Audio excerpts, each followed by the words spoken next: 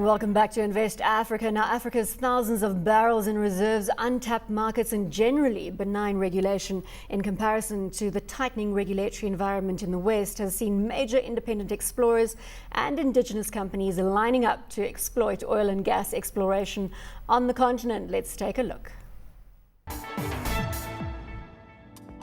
The oil and gas industry has faced a number of challenges over the last few years, including the global recession, the throes of the Arab Spring, and the consequent disruption to Libyan oil supplies. Despite all the hurdles, recent discoveries have made competition stiff between oil and gas exploration companies. As a result of the discovery that we had over the last 2-3 years, there is a major competition between the major players in the oil business for acreage in Mozambique. We think that this is a good opportunity for Mozambique also to take advantage of the risk money that is available from those players to maximize the evaluation of our petroleum potential. The continent's energy potential is blossoming at a time when global demand is rising faster than new discoveries. But oil and gas exploration for any company or country entails having the correct infrastructure, proper distribution channels, and being able to maintain these structures. Global uncertainties have prompted countries to start looking into securing their own steady supply of oil and gas. It is responsible to ensure the security of supply of petroleum products in the country. As you would know, for the past couple of years and going forward, the supply-demand balance has shifted. We used to be before in export mode, but we're now currently in import mode.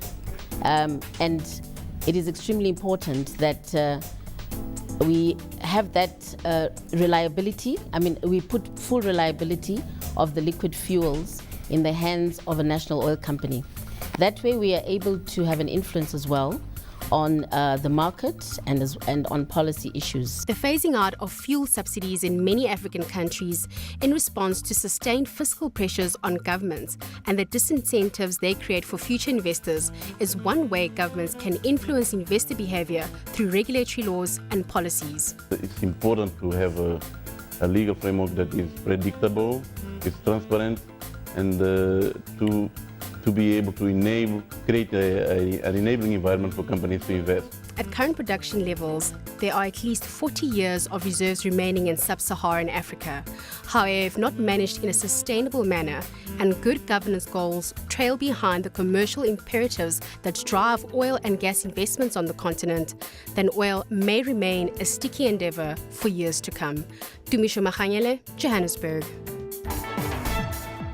Still with me in studio, Bradley Surf, Vice President Operations SAC Oil, Rajen Reddy, CEO KZN Oil, and from our bureau in Lagos, George Oshahan, CEO of Geo-Concept Technical Limited. Let's come back to the political risk and your thoughts on that front, Rajen. It's a very sad state of affairs for Africa. I think we haven't enjoyed the full benefits of the product. And it hasn't stimulated the economic growth that we should have enjoyed. I'm hoping one day that the politicians will get their act together and that we will understand what is the benefit of the whole value chain, and that we'll properly utilize this wonderful resource.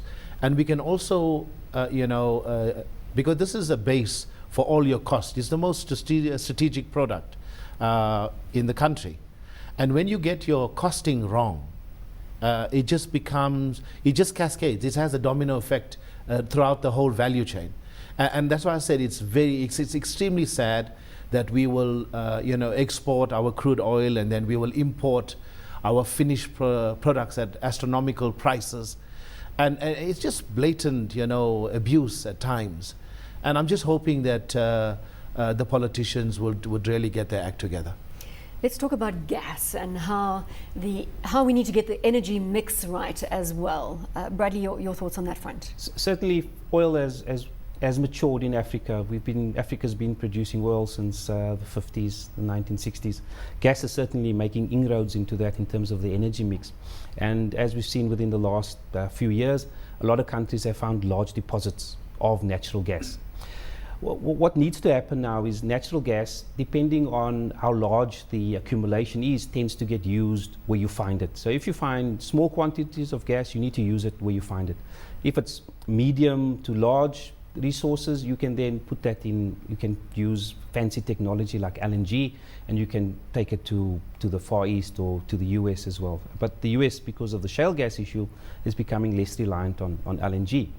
So countries in Africa, they will need to work together in terms of regional cooperation, regional blocks, to try and monetize natural gas within Africa. Also, there's also the gas outs. If you look at Nigeria, Angola, where companies are being required to flare less gas associated with their oil production. So certainly in the long term, gas is definitely going to be more prominent in the energy mix.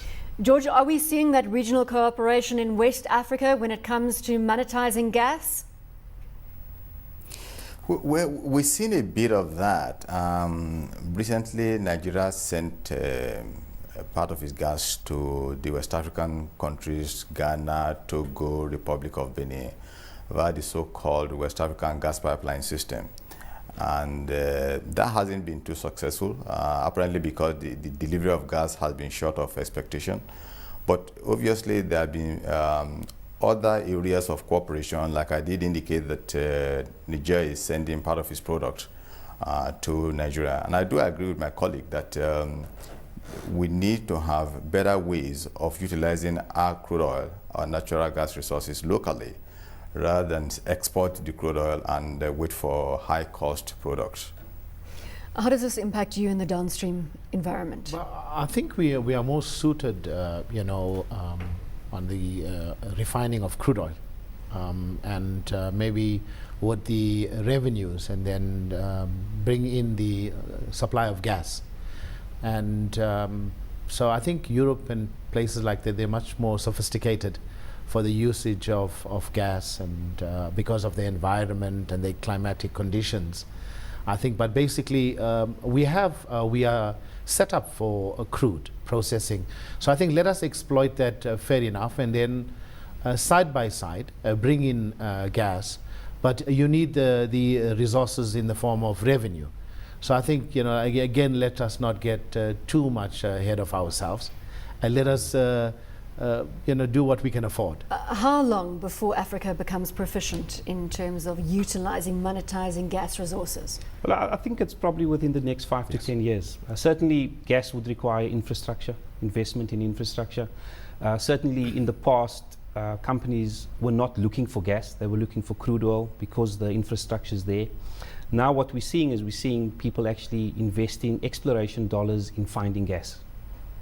And George, in terms of what we're seeing in West Africa, are we seeing money being put in on the ground to exploiting the gas story? Well, I think basically most companies will look for oil first, just like it was said, because of the large amount of money you require for infrastructure development for gas. Not too many companies and countries have such infrastructure for gas. So everybody wants oil first. From monetizing oil, you can then develop your infrastructure required for gas.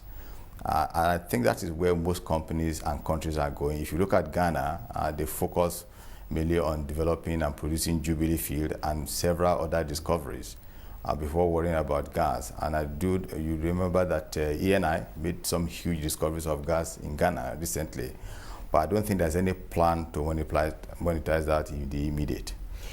Now, the oil price, considering you are KZ in oil, you must spend some time with the economists in terms of where this oil price is going at the moment. Brent crude hovering around $113 a barrel there and thereabouts. Do you think that is a fair floor? Or do we see oil, and obviously we're not hoping that this will happen, but coming back down to that calamitous level of around $40 a barrel when we saw the height of the financial crisis? That question... You're going to leave to the economists. Not really. There is so much of emotion and political, input into that, which is not based on common sense in the pricing of the product. I think I've said this once before, that it's a free product. You get it from the ground. It is just the cost of logistics that you got to factor in. So the product itself you don't manufacture. And yet, when the U.S. Sneezes and someone else Everybody gets, else catches a cold. And if someone has to get pneumonia, then you're going to have huge problems. So there is no science. Let's not even go into rocket science with this. Yes, and it's really sad. It really impacts on the poorer countries, and especially when you use this, you base your economy on it, and every single thing becomes very expensive. So we really need to relook at this, because it's manipulated. It's manipulated from the top to the bottom. Make no mistake about that. What about the fact that there are many out there? Well, there is a finite supply of oil globally. Is that going to happen in our lifetime, that we run out of oil? I don't think we'll run out of oil. I think we'll just move to different sources of energy. Like gas will probably become a more prominent source of energy within Africa. If you look at Africa, 53 countries currently, 38 countries import energy. They net importers of energy.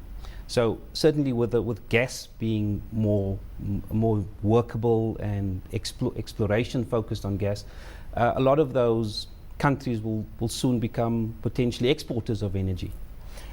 George, in Nigeria, West Africa, the most exciting thought you can leave us with on the oil and gas front, sir?